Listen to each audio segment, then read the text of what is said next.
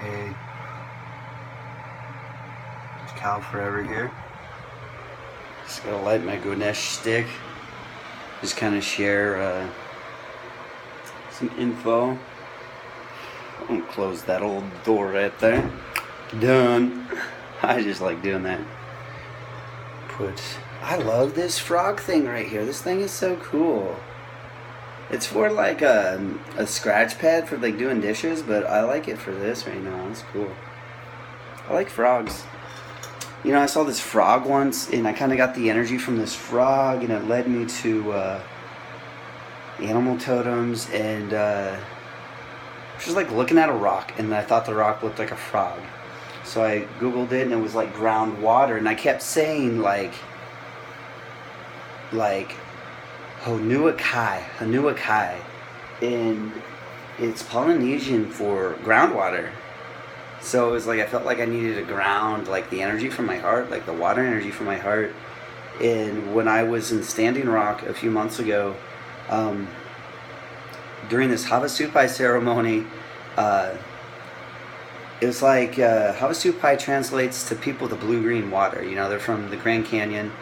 And I had spent, a few months in Yavapai County sun gazing, which translates to desert people or people of the sun.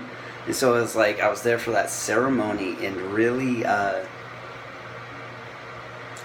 brought forth, it was like the sun like came out of me, like a bright light, like a bright star, like a really big one, and like hit the central fire, the sacred fire there at Standing Rock. I know they made a new one now, but like that fire had been burning for so long, and it was like from a heart vision, from like the Dreamtime dream, like the fire like spun up as this Havasupai elder was going around beating his drum.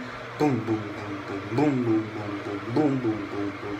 Hey, hey, hey, hey, hey, hey.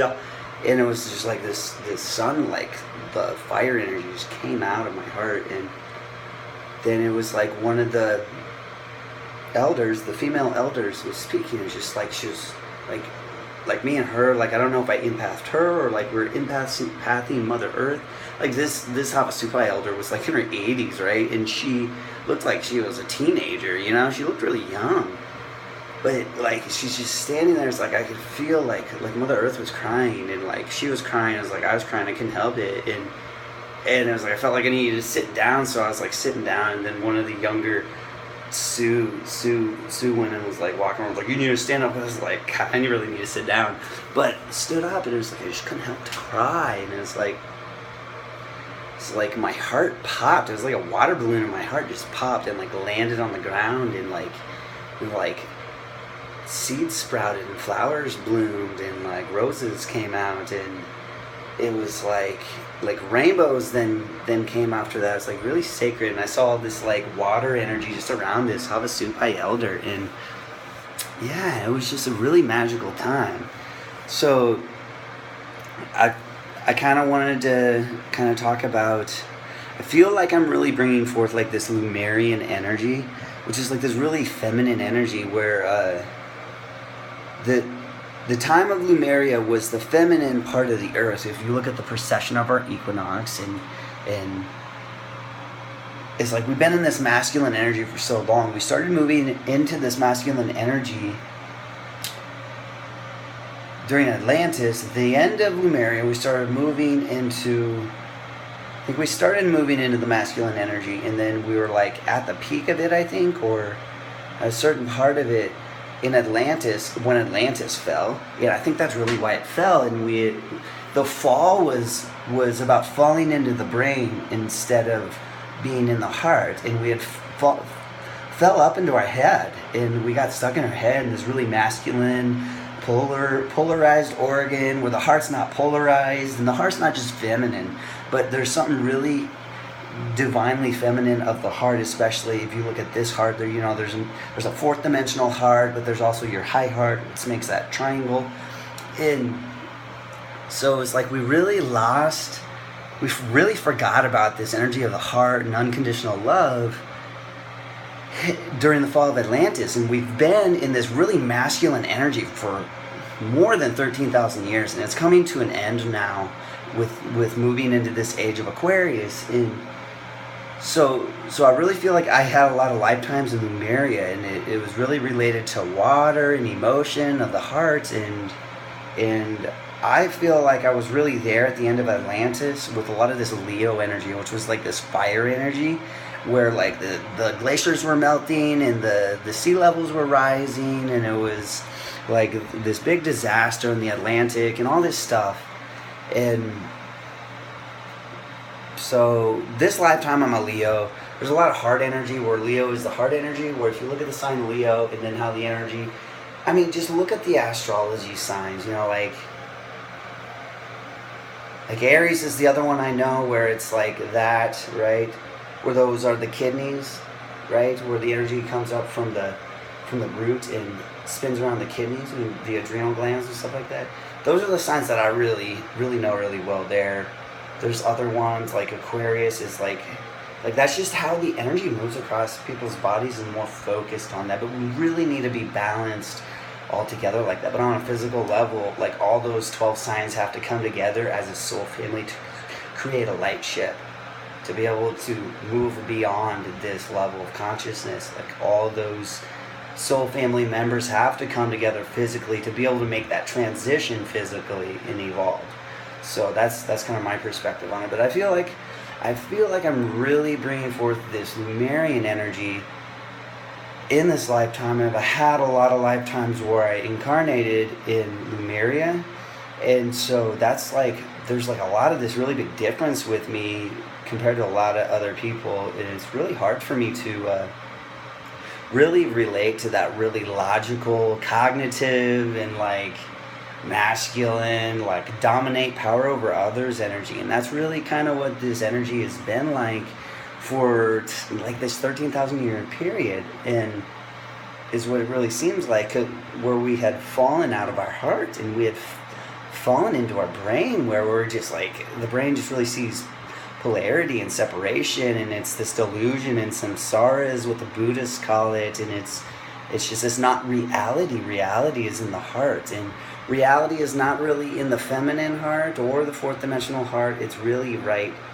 here in this area. There's like another heart chakra where people call it the high heart, and that's more of like the center of the universe, or this universe in general here, whichever body, you mean your body right here, right? And so I'm really bringing forth a lot of this Lemurian energy, bringing forth a lot of the Buddhist teachings and understandings, and a lot of the inner fire of Tumo or Sulung or Kundalini, like a lot of the breath work, a lot of, gosh, like the 5 elements, the 4 elements, and then the 5th one is spirit, the 10,000 petal lotus that connects all those energy channels together, right?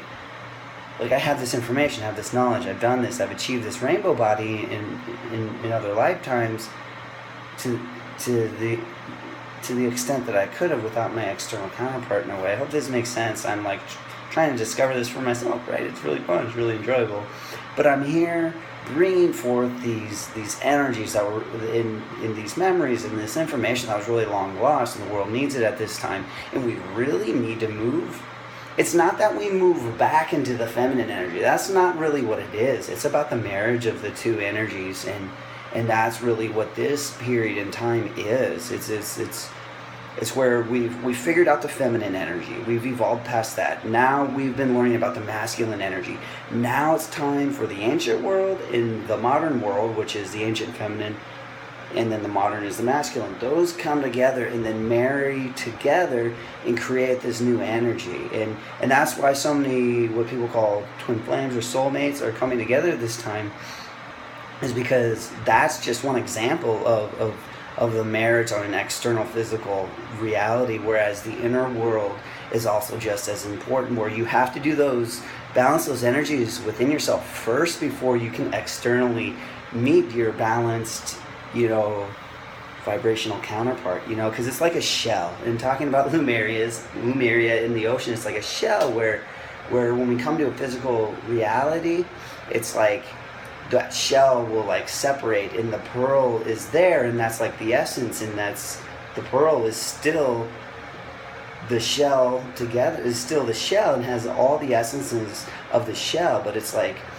female is the bottom half of the shell and male is the top half of the shell, and those shells have to come together, but that essence, that pearl, is still there and is still like the collective of that frequency, where it's like two tones create a resonance or harmony, and that's how babies are made as well. I wanted to make that clear, but it's like those shells have to come together.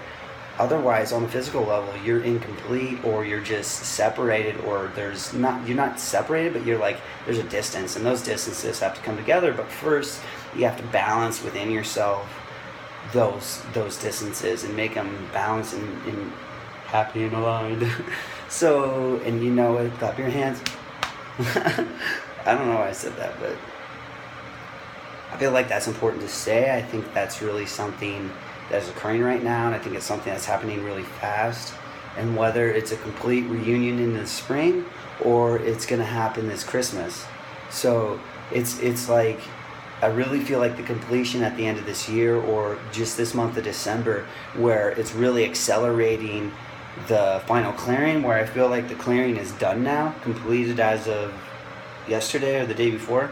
And now it's really just about breathing, relaxing, not really doing a whole lot of work, but just taking a quiet period, shifting into this new energy, where then it's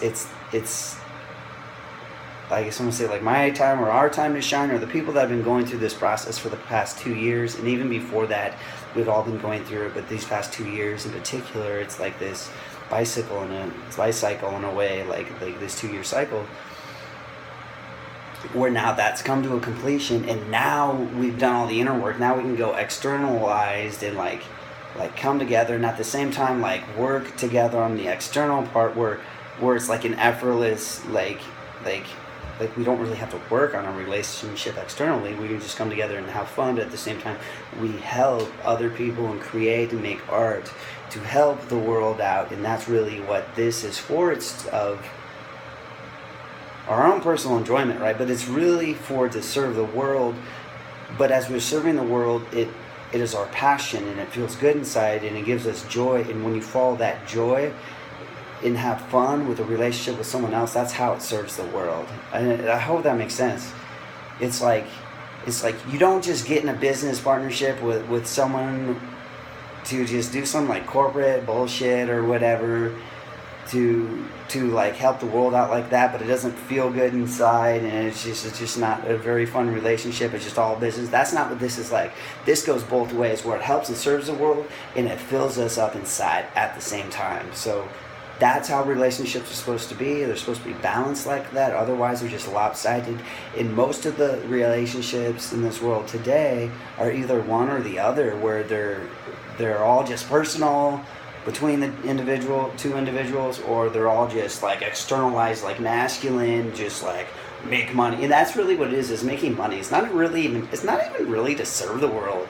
If you look at it, it's really like, oh, just make money, and like and it's just really, really disharmonic, and it creates a lot of dysphoria in the world. And then it turns into like what people think is a utopian society, like The Giver, where everybody sees in black and white, but that's dysphoria, and Jonas knows better.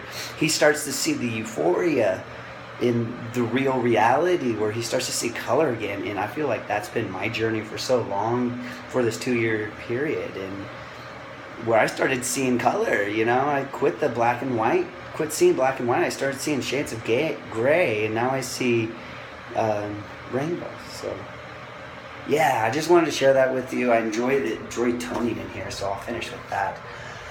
Ooh.